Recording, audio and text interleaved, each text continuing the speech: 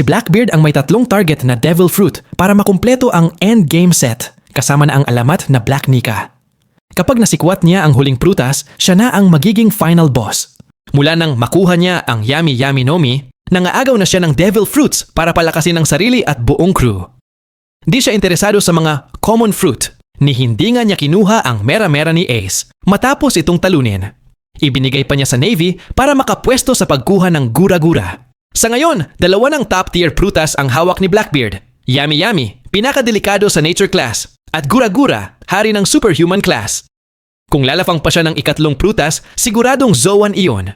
Dito pumapasok ang alamat na Black Nika. Alam nating nag-evolve ang Gomu-Gomu ni Luffy hanggang maging Nika, isang mythical Zoan. Ibig sabihin, Zoan na pala talaga ang Goma mula umpisa. Pero tandaan, si Luffy ay White Nika.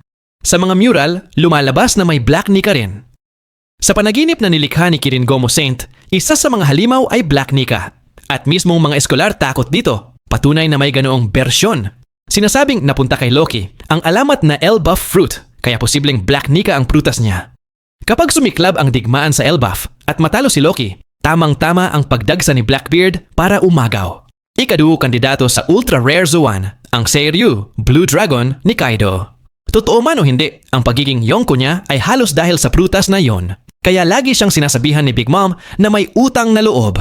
Kung hindi niya nilamon ang Uo-Uo no Mi, hindi siya makauupo sa Emperador Table. Dahil sa fruit na yon, tinawag siyang strongest creature.